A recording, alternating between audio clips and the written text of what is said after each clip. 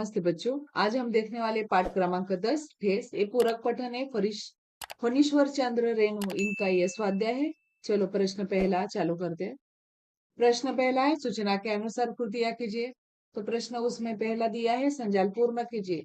शीर्षन को आने वाले काम तो मोती घास और पटेर की रंगीन शीत पाटी बनाना, बांस की तीलियों की झिलमिलाती चीख बनाना।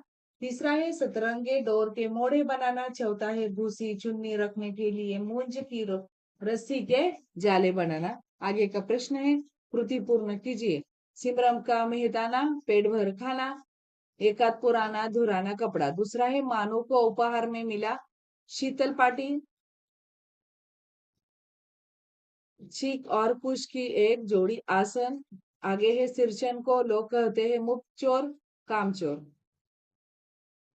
मुफ्तखोर कामचोर। आगे का प्रश्न है, वाक्यों का उचित क्रम लगाकर लिखिए। तो पहला है, लोग उसको बेकार ही नहीं बेकार समझते हैं। दूसरा है, मानो दीदी काकी की सबसे छोटी बेटी है। तीसरा है, सातों तारे मंद पड़ गए हैं, ये मेरी ओर से है, सब चीजें है दीदी। आगे का प्रश्न है, अभिव्यक्ति। कला और कलाकार का सम्मान अपना हमारा दायित्व है। इस कथन पर अपने विचारों को शब्दबद्ध कीजिए।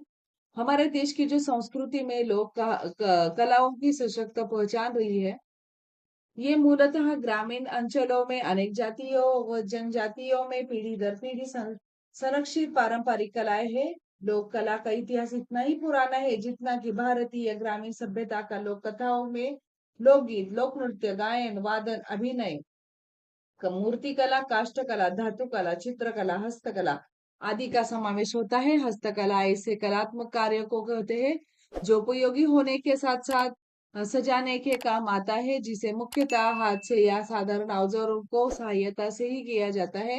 ऐसी कलाओं का धार्मिक एवं सांस्कृतिक महत्व होता है। वर्तमान में लोग कलाओं और कलाकारों को उचित प्रश्न न मिलने के कारण अनेक लोग कलाओं पर संकट उत्पन्न हो गया है। धीरे धीरे समय परिवर्तन, भौतिकतावाद, पश्चिमीकरण तथा आर्थिक संपन्नता के कारण परंपरागत लोग कलाओं पर नकारात्मक प्रभाव पड़ा है। जनता व प्रशासन दोनों को ही लोक कलाओं और कलाकारों की पहचान नष्ट होने से बचाने के प्रयास में करने चाहिए। आगे का प्रश्न देखिए।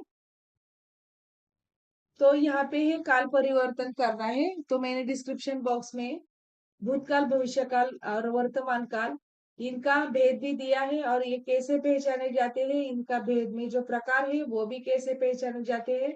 तो आप एक बार अच्छे से देख लीजिए और अपनी कॉपी में लिखिए। चलो प्रश्न को देखिए। अली घर से बाहर चला जाता है, भूतकाल बनाना है सामान्य। अली घर से बाहर चला गया। आराम हराम हो जाता है, पूर्ण वर्तमान काल एवं पूर्ण भविष्य काल। आराम हराम हो गया है, आराम हराम हो चुका होगा। तीसरा है, सरकार एक ही टैक्स लगाती है, भविष्य काल ही सामान्य। सरकार एक ही टैक्स लगाएगी। आगे का प्रश्न देखिए। आप इतनी देर से नाप तोल करते हैं, अपूर्ण वर्तमान काल। आप इतनी देर से नाप तोल कर रहे हैं, वे बाजार से नई पुस्तक खरीदते हैं, पूर्ण भूतकाल एवं अपूर्ण भविष्यकाल। वे बाजार से नई पुस्तक खरीद चुके थे, वे बाजार से नई पुस्तक खरीद रहे होंगे। वे पुस्तक शांति से पढ़ते हैं, अपूर्ण भूतकाल। वे पुस्तक शांति से पढ़ रहे थे। सातों तारे मंद पड़ गए, अपूर्ण वर्तमान काल है, सातों तारे मंद पड़ रहे हैं। मैंने खिड़की की गर्दन निकालकर झिड़की के स्वर में कहा, अपूर्ण भूतकाल है। मैं खिड़की से गर्दन निकालकर झिड़की के स्वर में कह रहा था। आगे का प्रश्न भी वही है। आप वो जो दिया हुआ प्रश्न है उसके आधार पर ही आगे के प्रश्न आपको उत्तर तैयार करना है। सामान्य भविष्य वर्तमान काल, सामान्य भविष्य काल, अपूर्ण भविष्य काल, पूर्ण वर्तमान काल, सामान्य वर्तमान काल, अपूर्ण वर्तमान काल, पूर्ण भूतकाल, पूर्ण भविष्य काल।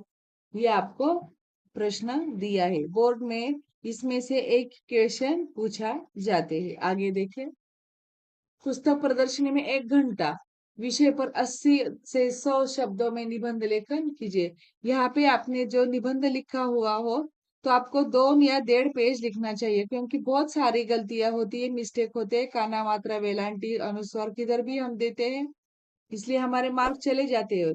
तो आप बच्चों ज्यादा से ज्यादा 2 पेज लिखिए, तो आपकी वो जो गलतियां होगी उससे मार्क्स कम नहीं होंगे। ठीक है। आपका ये जो आज का ठेस ये पूरक पठन है पाठ, आप अपनी नोटबुक में अच्छे हैंड राइटिंग में लिखिए, पढ़िए और समझिए। ठीक है। धन्यवाद।